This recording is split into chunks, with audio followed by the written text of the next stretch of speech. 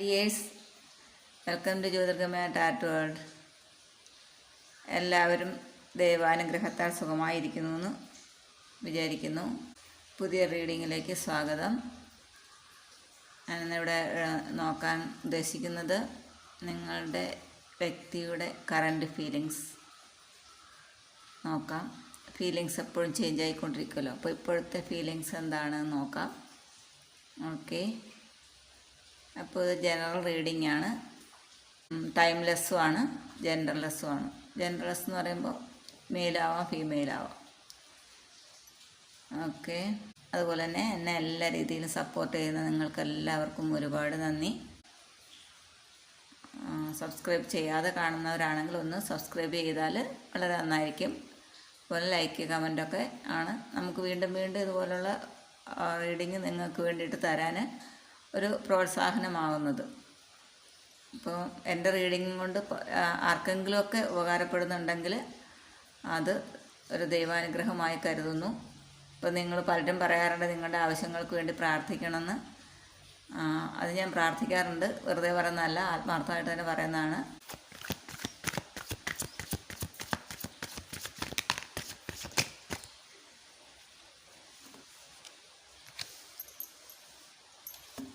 Temperance വന്നിട്ടുണ്ട്.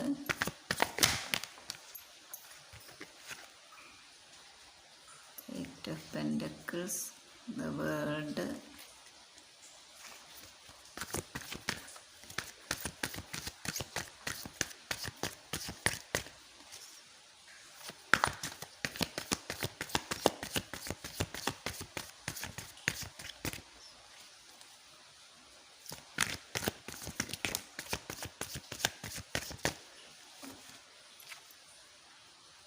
King of Swords,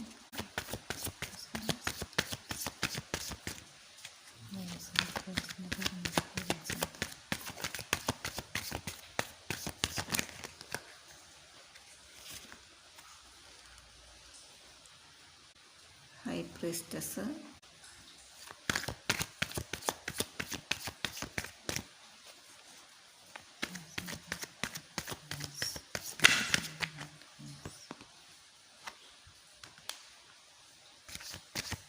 Five of Wands,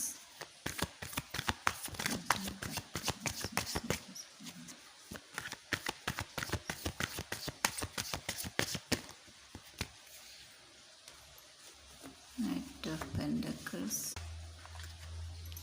Six of Wands,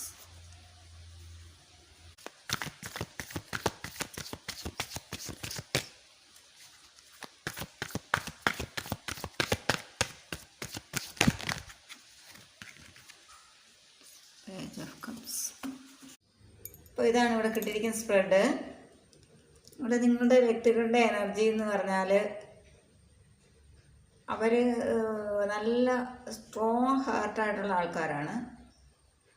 our strong decisions എടുക്കും. അവർ ആരെന്ത് പറഞ്ഞാലും അവർ അതിനൊന്നും അത്ര ഇമ്പോർട്ടൻസ് കൊടുക്കില്ല. തനിക്ക് ശരിയെന്ന് തോന്നുന്ന അവർ ചെയ്യും. അപ്പം അത് ചില കാര്യങ്ങൾ ശരിയാവാം, ചില തീരുമാനങ്ങൾ ശരിയായിക്കൊള്ളണമെന്നില്ല. അവർക്ക് തോന്നുന്ന പോലെ അവർ ചെയ്യും. മറ്റുള്ളവർ എന്ത് പറഞ്ഞോട്ടെ, എനിക്കതൊരു പ്രശ്നമല്ല. മറ്റുള്ളവരുടെ അഭിപ്രായത്തിന് വില കൊടുത്താൽ അമ്മയെ തല്ലിയാൽ രണ്ട് സൈഡ് പറയാനുണ്ടാവും എന്ന് പറഞ്ഞ പോലെ ഏത് കാര്യങ്ങൾക്കും മറ്റുള്ളവരുടെ അഭിപ്രായങ്ങൾക്ക് വില കൊടുത്താൽ ശരിയാവില്ല. പക്ഷേ എന്നാൽ ചില കാര്യങ്ങൾ നമ്മളത് വാല്യൂ ചെയ്യുകയും വേണം. ചിലർക്കെങ്കിലും അത് പ്രതികൂലമായിട്ട് ബാധിക്കുന്നുണ്ടാവും, നിങ്ങളെ വേദനിപ്പിക്കുന്നുണ്ടാവും. അങ്ങനെയുള്ള സ്വഭാവം, നിങ്ങളുടെ വ്യക്തിയുടെ സ്വഭാവം, ഇങ്ങനെയുള്ള സ്വഭാവം നിങ്ങളെ വേദനിപ്പിക്കുന്നുണ്ടാവണം. അങ്ങനെയുള്ളവരായിരിക്കണം. ഇവിടെ ഹാർഡ് വർക്ക് ചെയ്തിട്ട് അവർ പണം നന്നായിട്ട് സമ്പാദിക്കണം. സാമ്പത്തികമായിട്ട് യാതൊരു ബുദ്ധിമുട്ടും അവർക്കില്ല. പണം ഇഷ്ടം പോലെ അവർ സമ്പാദിക്കുന്നുണ്ട്. പക്ഷേ അത് അവരുടെ ഇഷ്ടത്തിനനുസരിച്ച് ലാവിഷായിട്ട് ചിലവാക്കി കളയുന്നുണ്ട്. അപ്പോൾ അത് നിങ്ങൾ പറയുന്നതിലൊന്നും അവർ ചെവി കൊടുക്കുന്നുണ്ടാവില്ല. അത് കിട്ടുന്നതിൽ കൂടുതൽ ചിലവാക്കി കഴിഞ്ഞാലും അതും ഒരു ബുദ്ധിമുട്ടല്ലേ. അപ്പോൾ അങ്ങനെയുള്ളവരുടെ ഒരു എനർജി ഇവിടെ കാണുന്നുണ്ട്.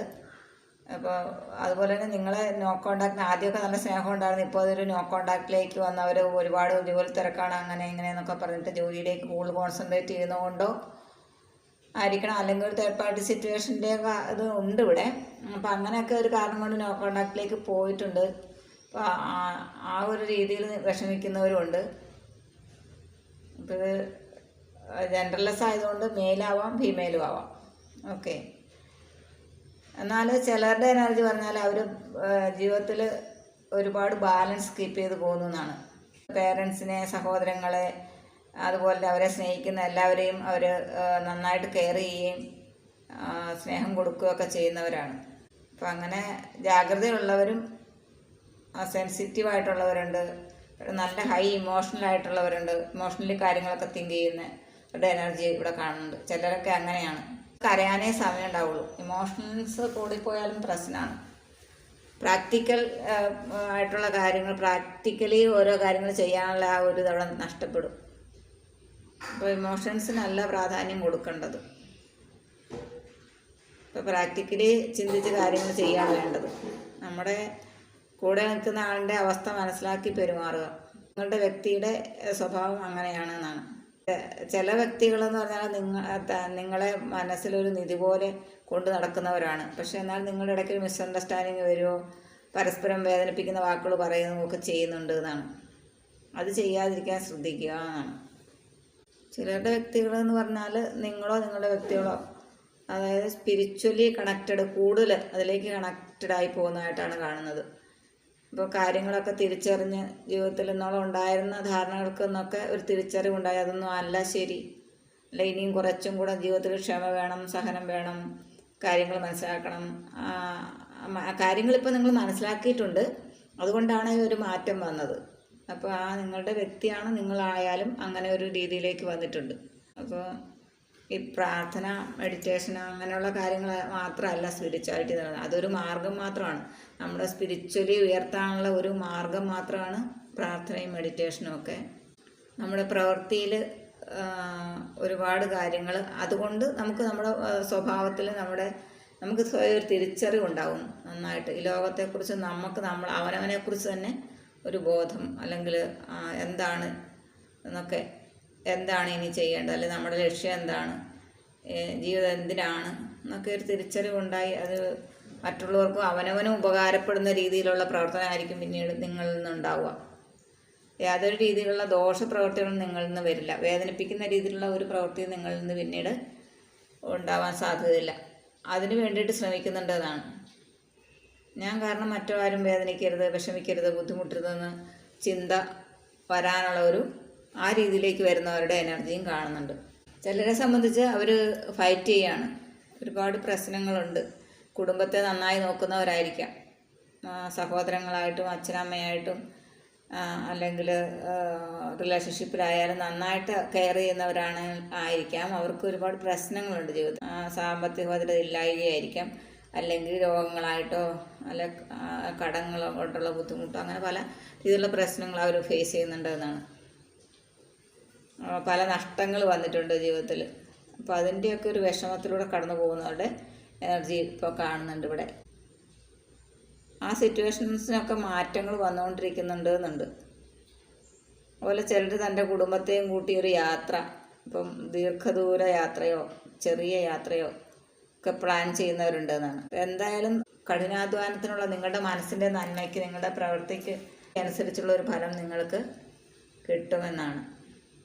ടെമ്പറൻസിൻ്റെ എനർജി അതാണ് ആദ്യം തന്നെ പറയുന്നത്. സക്സസ്സും വിജയവും, ഭാഗ്യവും നിങ്ങൾക്ക് വരാൻ പോകുന്നു എന്ന് പറയുന്നുണ്ട്.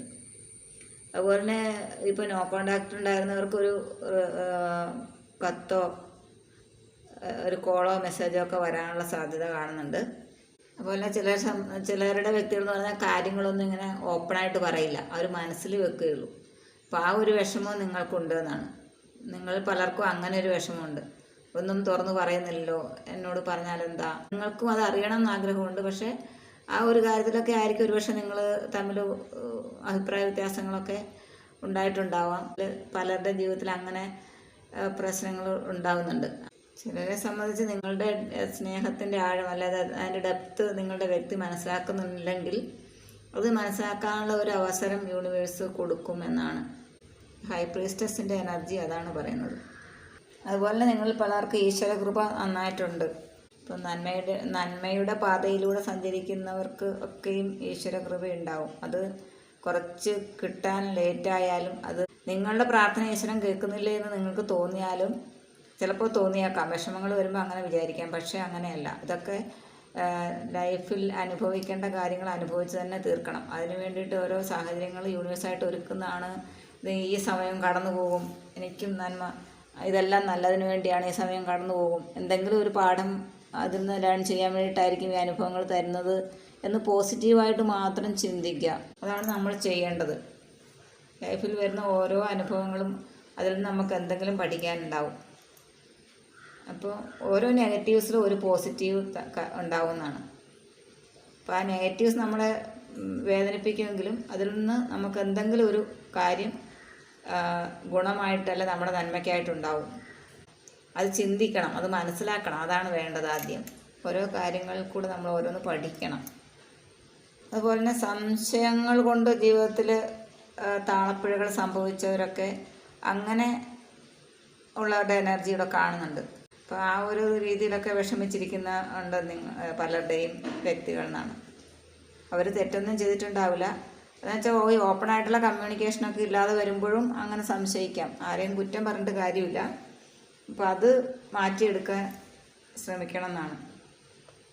അപ്പോൾ വാക്കുകൊണ്ട് വേദനിപ്പിക്കാതിരിക്കുക, കാര്യങ്ങൾ മനസ്സിലാക്കാൻ ശ്രമിക്കുക. രണ്ട് കൂട്ടരും അങ്ങനെ ഒരു രീതി ശീലിക്കുന്നത് അല്ലെങ്കിൽ അതാണ് ഏറ്റവും നല്ല. ബന്ധങ്ങൾ ഒന്നും കൂടെ സുദൃഢമാകാനും അത് നല്ല രീതിയിൽ മുന്നോട്ട് പോകാനും ജീവിതാവസാനം വരെ അത് നല്ല സുഖമായി കൊണ്ടുപോകാനൊക്കെ ആ ഒരു ഓപ്പണായിട്ടുള്ള ഡിസ്കഷൻസ് സഹായിക്കും. പരസ്പരം മനസ്സിലാക്കലാണ് ഏറ്റവും പ്രധാനം. ഇവിടെ ആ ഒരു ക്വാളിറ്റി ഉള്ളവരുടെ എനർജിയുണ്ട്, ഇല്ലാത്തവരുടെ എനർജിയും കാണുന്നുണ്ട്. രണ്ട് രീതിയിലുള്ള ആൾക്കാരുടെ എനർജി ഇവിടെ കാണുന്നുണ്ട്. അപ്പം അങ്ങനെ മനസ്സിലാക്കാൻ കഴിയുന്നവർ, അങ്ങനെയുള്ള ഒരു സിറ്റുവേഷനിലൂടെ കടന്നു പോകുന്നവരുണ്ടെങ്കിൽ നിങ്ങളുടെ ലൈഫ് ബ്യൂട്ടിഫുൾ ആവാൻ എന്ത് ചേഞ്ചാണോ വരുത്തേണ്ടത് അതിന് തയ്യാറായാൽ നല്ലതായിരിക്കും. നോ കോണ്ടാക്റ്റ് ഉള്ളവരായാലും അല്ലാത്തവരായാലും നിങ്ങളുടെ ലൈഫ് നല്ല രീതിയിൽ കൊണ്ടുപോകണമെന്ന് ആഗ്രഹിക്കുന്നവരുടെ ഒരു എനർജി തന്നെയാണ് ഇവിടെ ഇപ്പോൾ കിട്ടിയിരിക്കുന്നത്.